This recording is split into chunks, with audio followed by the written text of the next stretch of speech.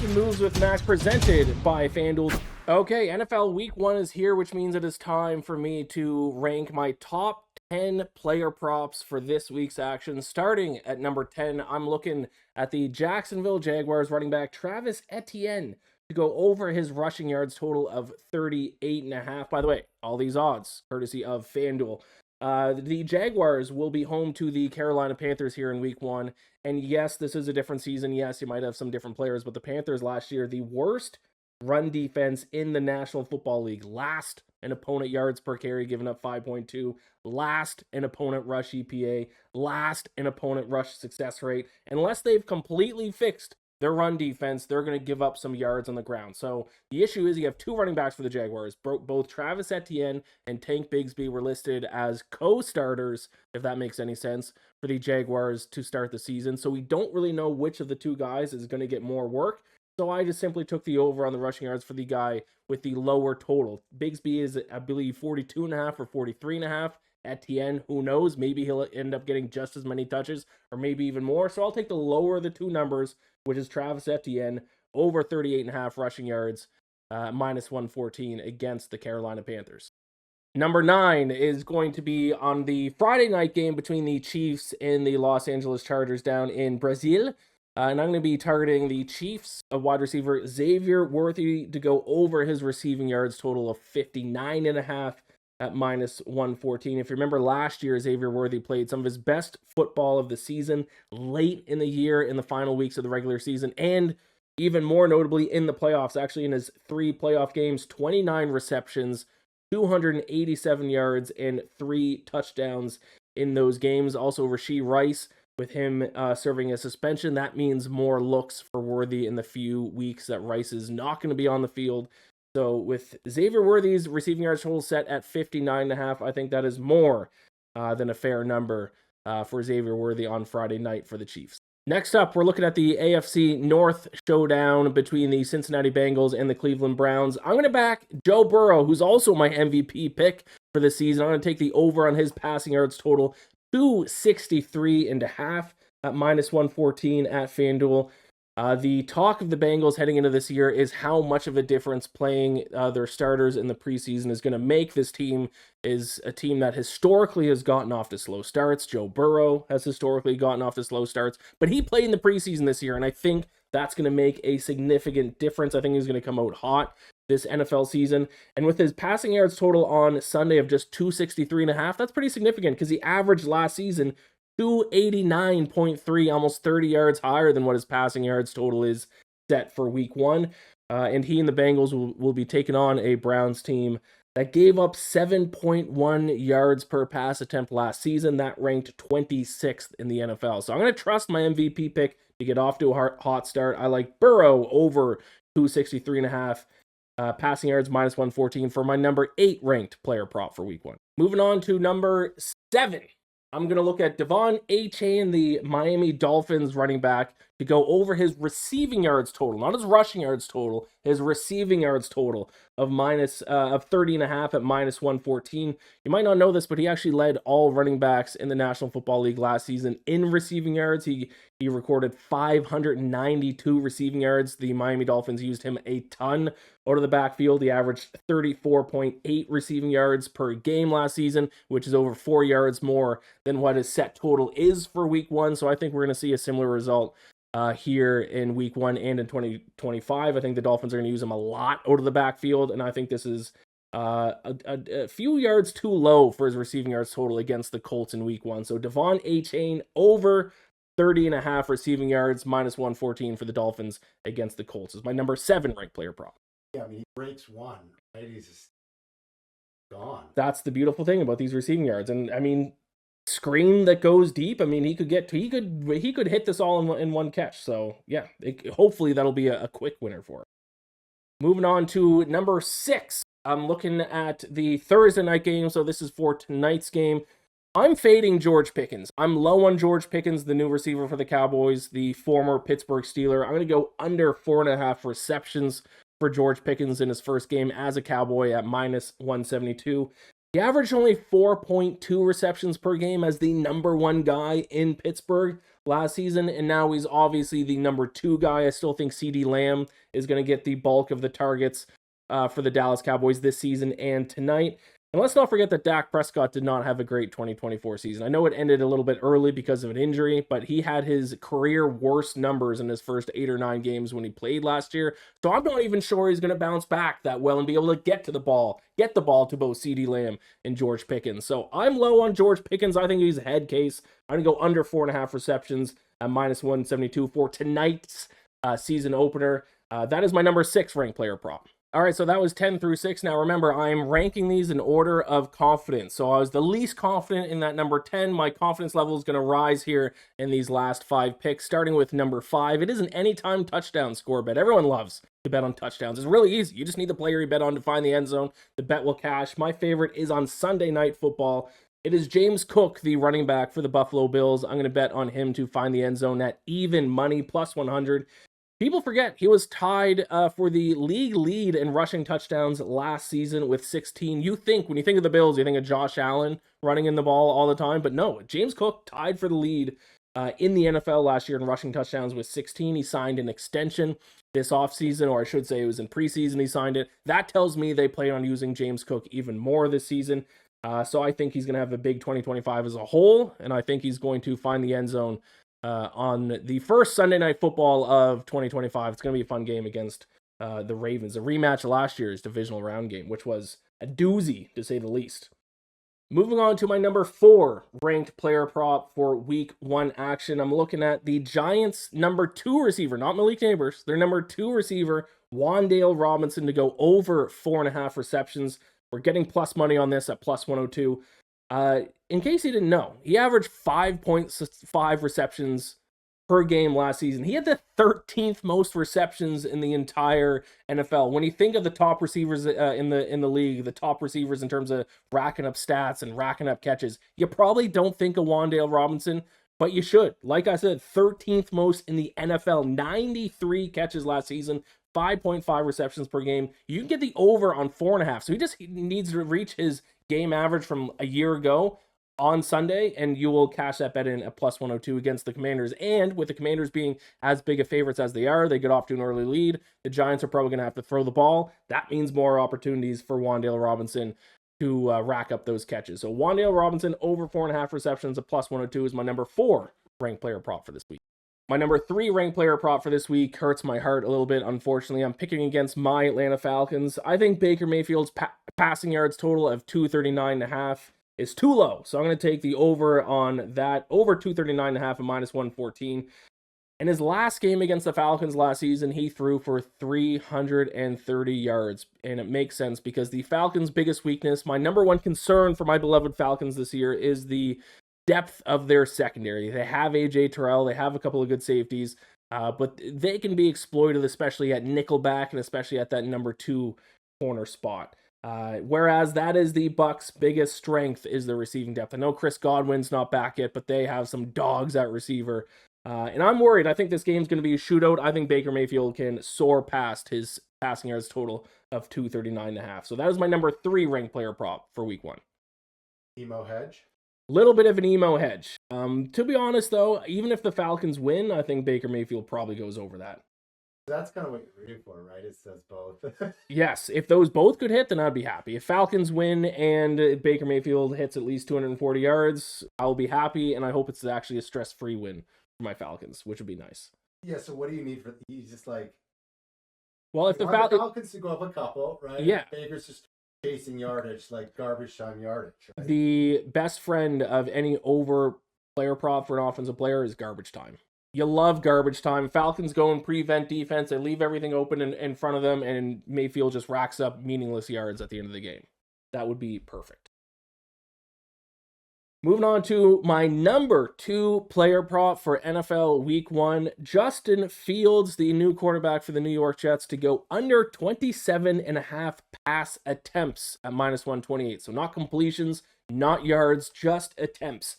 This is a bet that I absolutely love. If you've been paying attention to the Jets whatsoever, if you're a Jets fan, you know this. Their new head coach, Aaron Glenn, has been on record over and over and over again that they're going to be a run first offense. I think they might have by far the highest run play percentage in the entire NFL. He's talked about how he's going to use all three running backs. He got in an argument with a reporter, and Aaron Glenn said, "Who says it's a passing league? Last year's Super Bowl champion ran the ball more than anyone else." He has dropped hints that he does not plan on throwing the ball. It's going to be some pure 1960s football for the Jets this season, which leads me to believe Justin Fields is probably not going to throw the ball 28 plus times in his first start on Sunday. He's a running quarterback. This is a running team. All their talent is at the running back position. So I think under 27.5 pass attempts is a fantastic bet for Justin Fields in his first start as a New York Jet.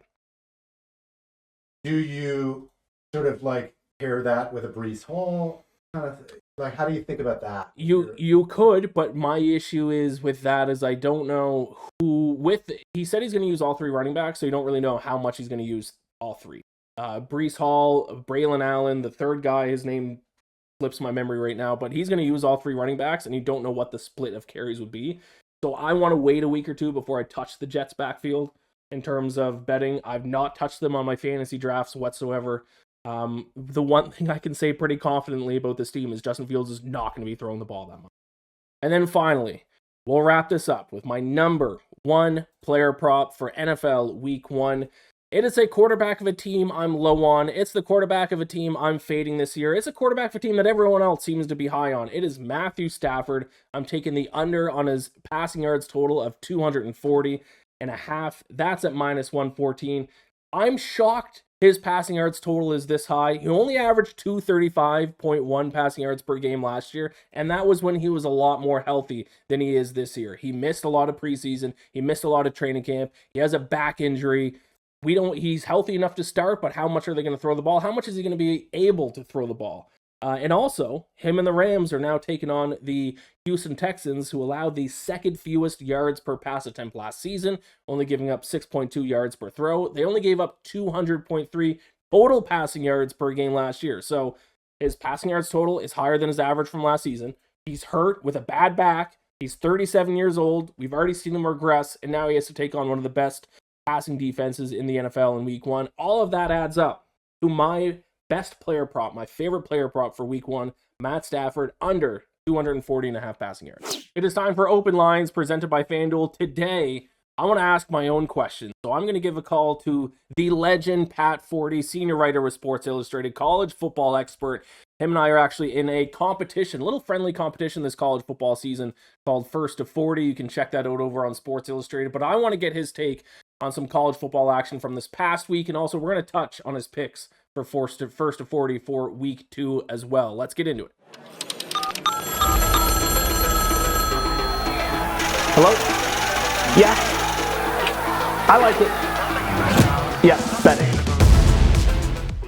Hello, Mr. Pat Forty. Ian McMillan here. Nice to talk to you. How are you? I'm doing well. It's crazy. We're doing this first to 40 competition so far this college football season. First time that we're talking though, so it's nice to kind of meet you over the phone here. You bet. Happy to do it. Congrats on beating me so far because my picks sucked last week. Yeah, well, we'll talk about that in a little bit. But I actually wanted to talk to you about this past week a little bit for college football action. I'm wondering if there is a big Week 1 loser that you'd be looking to kind of buy low on. Obviously, Alabama, Notre Dame, Clemson, Texas, those are kind of the big schools who fell a little short in Week 1. Are there one of those that you're still kind of buying in on moving forward through the season? Yeah, I think Notre Dame's going to be fine. You know, that was a good game against a quality opponent in a tough setting that was really ramped up to play, and I think something to prove in Miami. Brought in some very important additions in the transfer portal that a chance to be better this year, and it went down to the end, went down to the nub, to the last play. So, you know, I think Notre Dame has really good personnel. I think they maybe outsmarted themselves a little bit in terms of not utilizing Jeremiah Love. They saw what they needed to see out of C.J. Carr at quarterback, and he's going to be fine going forward. He was a gamer in the fourth quarter. He's when they not going to be a world beater, but he can be an effective quarterback on a playoff contending team. And the thing for Notre Dame, you know, I think that They got a bye week this week. And if they use this loss the way Marcus Freeman has done in the past when they've had losses, I want them to come out like gangbusters against Texas A&M at home. And really big game for Notre Dame from a playoff perspective because the schedule is light after that, too light from their standpoint. They don't have enough quality win opportunities. So the A&M game is almost must win from a playoff perspective, in my opinion. And so I think they're going to come out ready to play for that, and then I think they're going to win a bunch after that game. I think it sets up for Notre Dame to still be sitting there 10-2, 11-1 at the end of the season. Yeah, you mentioned it. I mean, last year after that loss to Northern Illinois, they came out hot after that. So, yeah, I could certainly see that happening with Notre Dame. Let's talk about that 1st to 40 competition that we're in. Yeah, you didn't have the best week last week, but I guarantee you, Pat, I'm going to have some 0-5, 1-4 weeks myself. So I think it's going to come down to the wire. But this week's picks, not a lot of huge matchups this week in college football, but you broke down your top 5 spread picks on 1st to 40. I encourage all the watchers and listeners to check that out. Would you be able to just kind of give us which of the 5 that you kind of like the most this week that you broke down? You had Navy to cover against UAB, Ole Miss against Kentucky, Central Michigan as a big underdog against Pitt, Memphis against Georgia State, and then SMU against Baylor. Which one of those 5 kind of sticks out to you the most? I love Navy. I think that's a really good team. They were good in their opener. They've got good personnel. They've got a great quarterback in Blake Horvath. And then his back ran wild in the opener, too. So that's a good team, and UAB is not a good team. Gave up 42 points to Alabama State. Not Alabama, Alabama State. Ooh. And really, we're kind of fortunate to get out of the first week with a victory there. So, I think UAB is just at a deficit. I'm not sure they're that well coached under Trent Dilfer, and I think Navy's kind of the opposite. I think that is a well-coached team, veteran team, got a lot of good people in good places, and I think they're going to put up a big number offensively against UAB. All right, love it. Navy minus 21.5 against UAB. Also, the both of us are on Ole Miss, so we both love Ole Miss to cover against Kentucky this weekend as well, so I'm looking forward to that. Thank you so much for your time this morning, Pat. I appreciate it. Best of luck this weekend. And thank you. Great. Thank you. Bye-bye. All right, there you go. You heard it from Pat Forty. His top pick for this week, Navy to cover against UAB. Still buying in on Notre Dame, and why not? Especially how they played after losing to Northern Illinois last season. Still buying in on Matt to maybe beat Pat too, right? I mean, talk to us a little bit about that. A little bit of a 4-3 lead I have. I went down. We only did 3 picks in week 0. Typically what we're doing is 5 picks every single week, but week 0 we just did 3 since it was a shortened slate. I got down early, but solid 3-2 performance from me last week in week 1. Patty mentioned it. 1-4 last week. But also, as I mentioned to him, I'm going to have some 1-4 or 0-5 weeks as well in college football. So it's 4-3 right now, of a slight lead on Mr. Pat 40, but it's going to be a fun competition. Check that out. 1st to 40 over on Sports Illustrated.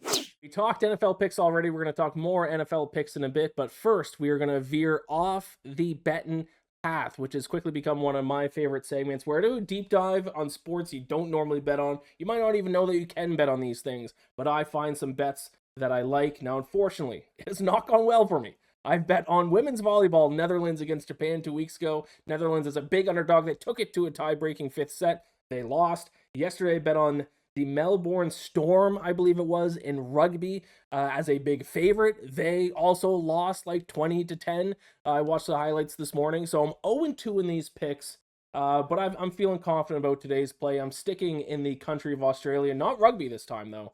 We're betting on AFL. That is Australian Football League. Have you watched the AFL? I've never watched the AFL. I don't really understand the rules.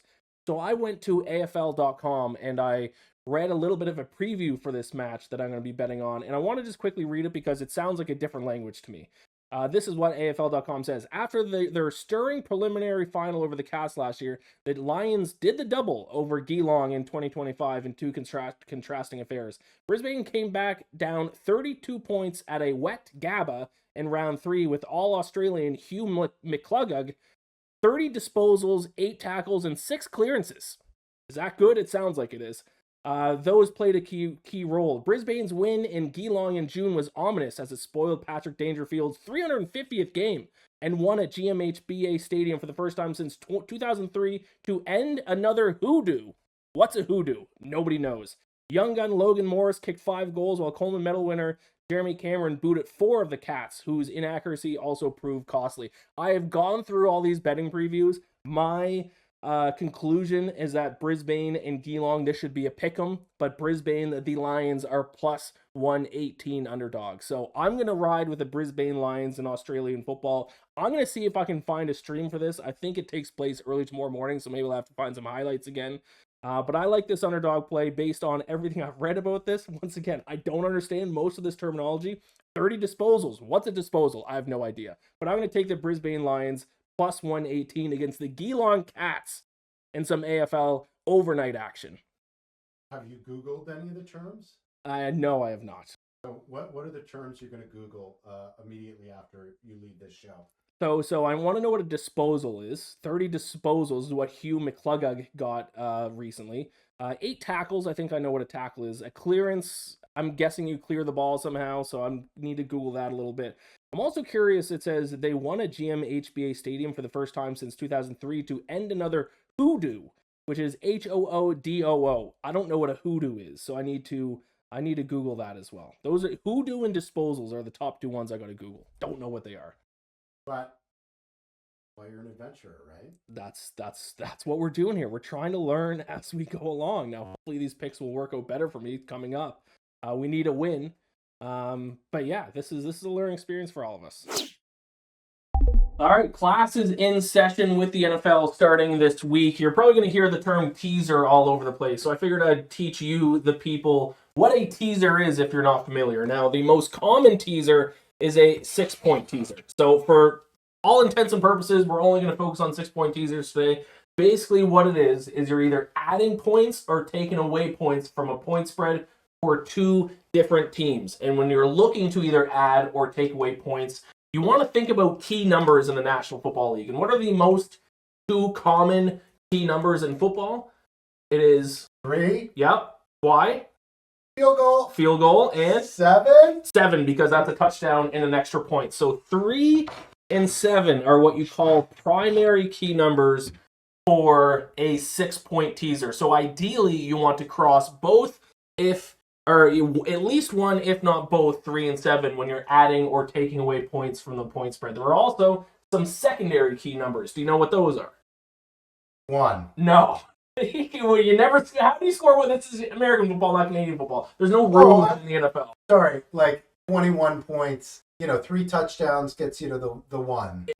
I see what you're saying, but we're going to focus on like lower numbers. So the secondary key number 6. Okay. Because that's 2 field goals, 6 points, or that's a touchdown with no extra points. 6 is a secondary key number. Okay. And 10 is a secondary key number because that's a touchdown, an extra point, and a field goal. So 6 and 10 are your secondary key numbers. So let's use an example. I'm going to use an example with my actual favorite teaser bet so you can kind of imagine how this works. The Arizona Cardinals this weekend play the New Orleans Saints. They are set as 6.5-point favorites. So if we 6-point tease the Cardinals, we're taking that spread down from 6.5, meaning they would have to win by at least 7 points for it to cover, down to just 0.5. So all they basically need to do is win the game, and that leg hits. You see, if you take away 6 points, that crosses both the secondary key number of 6, and it crosses the primary key number of 3. Now, the trick with the teaser is that you have to do at least 2 teams for it to be worth it. So I'm going to pair the Arizona Cardinals at minus 0.5 with the Baltimore Ravens, who take on the Bills on Sunday Night Football. Now, that one, we took away points, but Baltimore's a 1.5-point underdog. This one, we're giving points to the spread. So with the Ravens at plus 1.5, add 6 points. That brings them to plus 7.5, which means they can win, they can lose by 3, they can lose by 1, they can lose by 7. As long as they don't lose by more than 7, then that leg will hit. Scotty, question. Yes. What sort of odds do you lose in doing this? So typically, if you do a 2-point teaser leg, you'll get around a pick'em, usually a little bit shorter than a pick'em, so you'll probably end up with around minus 120, depending on what the juice is for the spread before you either add or take away points. But you can see with that Ravens one, we are crossing both primary key numbers, and we're crossing the secondary key number of 6. So 1.5 with the points is almost the best teaser leg you can get. You cross 3, you cross 7, you cross 6. Now, what you definitely don't want to do, which I see people make the mistake all the time, is you never want to do what they say, cross 0. So if the Cardinals, let's use a different example. If Tampa Bay is a 2.5 point favorite against the Falcons this week, you don't want to add 6 points to that and then make them 4.5 point underdogs. Why not? Because that's a waste. Because it's a waste of points. Because with it being only 2.5, between that, the difference between that and then plus 2.5 is too low. You're not crossing any key numbers except maybe plus 3. 0 is not a key number. So you just stay away from crossing 0. That is the last thing you want to do. You want to target teams that are 6.5 point favorite. Perfect example. 1.5 point underdog. Teams that you don't need to cross 0, and then you can cross one of these, or at least one of these primary key numbers, hopefully both, and then also one or both of those secondary key numbers as well. Professor. Yes. How often do you do this?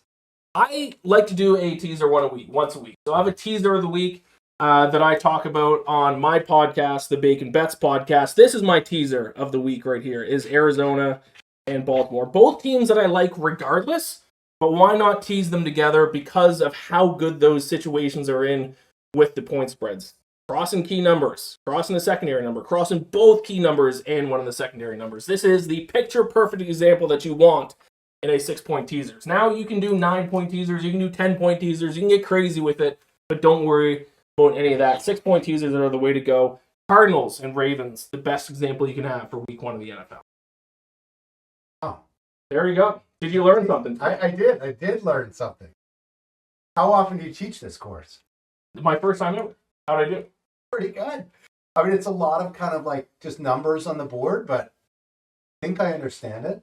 You just need to remember these key numbers.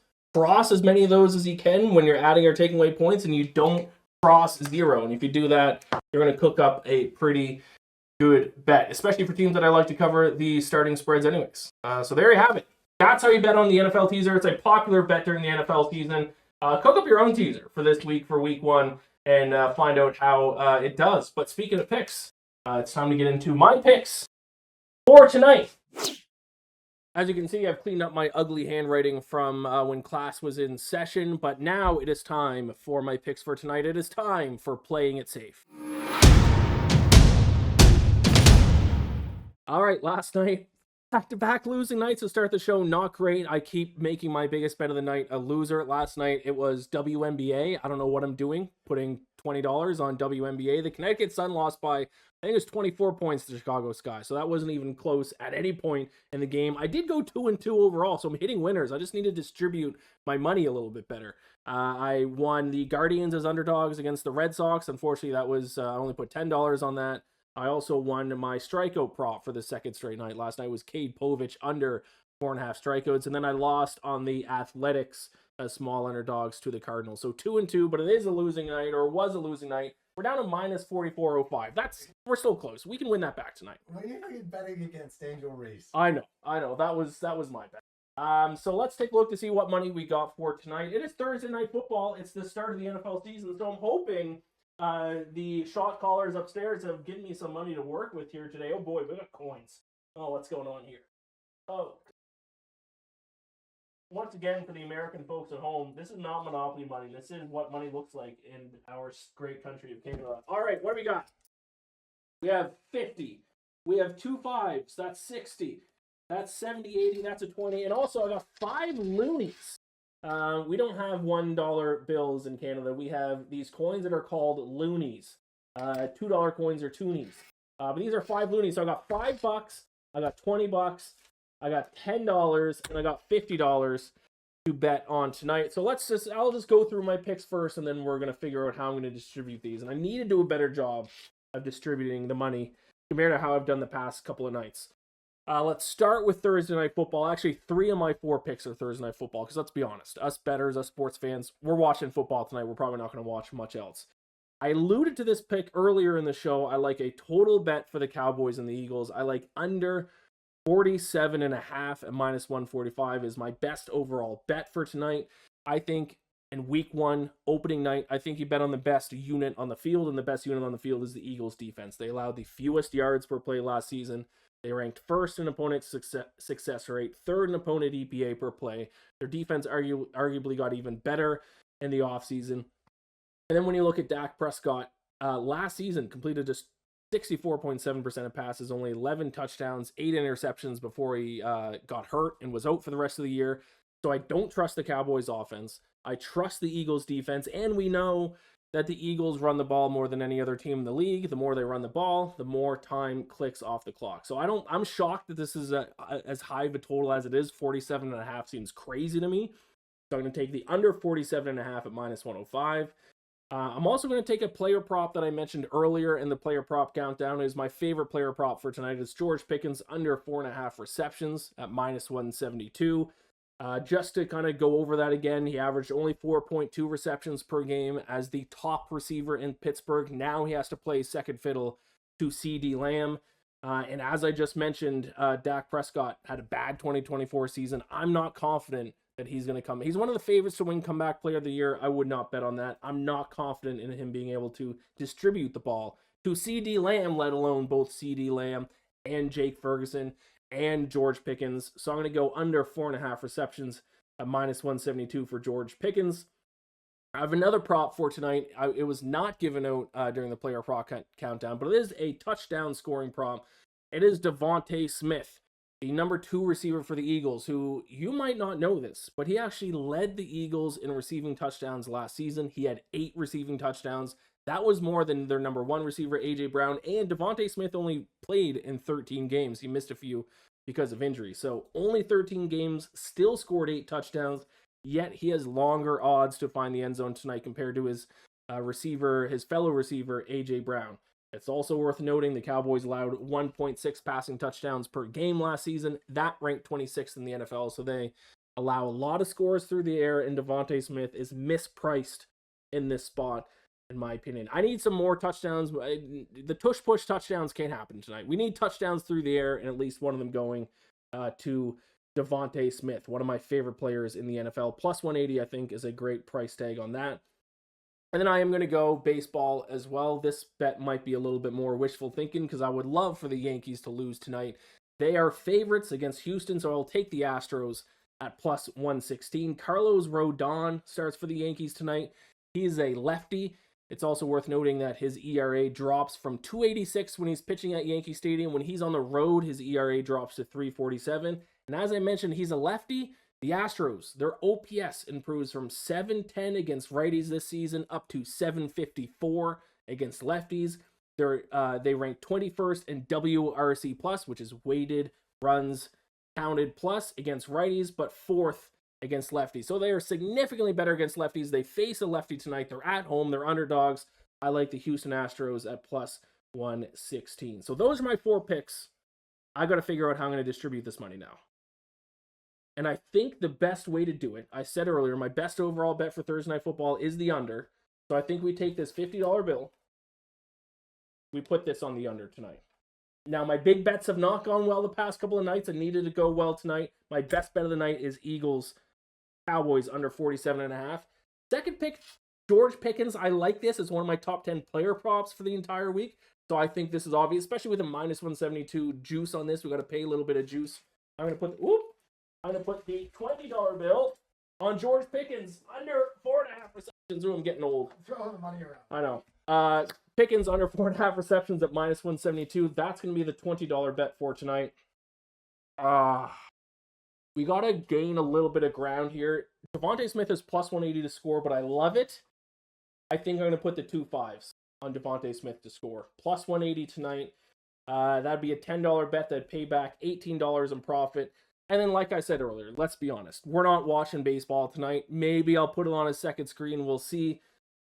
But the Astros and the Yankees game is going to be in the background. So I'm just going to put my five loonies here I'm going to be putting on the Astros at plus 116, just to, diversify the portfolio a bit. A little bit of MLB, I'll put that on the Houston Astros at plus 116. So there you have it. Those are my picks for tonight. $50 on the under 47.5, minus 105 between Cowboys and Eagles. $20, George Pickens under 4.5 receptions at minus 172. Devontae Smith, anytime touchdown, plus 180, $10. And these 5 loonies are on the Houston Astros to defeat the New York Yankees and hopefully give the Blue Jays a bigger lead in the AL East. Goal for tonight, Scotty. We got to get back. We got to get back. I want to take the minus sign, the negative sign off. And if we had even 3-1 in these picks, I think we're okay. The big one, we need the under. So there you have it. Big night, Thursday night football. My picks are locked in. Thank you all so much for watching today's edition of Making Moves with Mac. Best of luck with all your picks for tonight, and we'll see you back here tomorrow. Bye.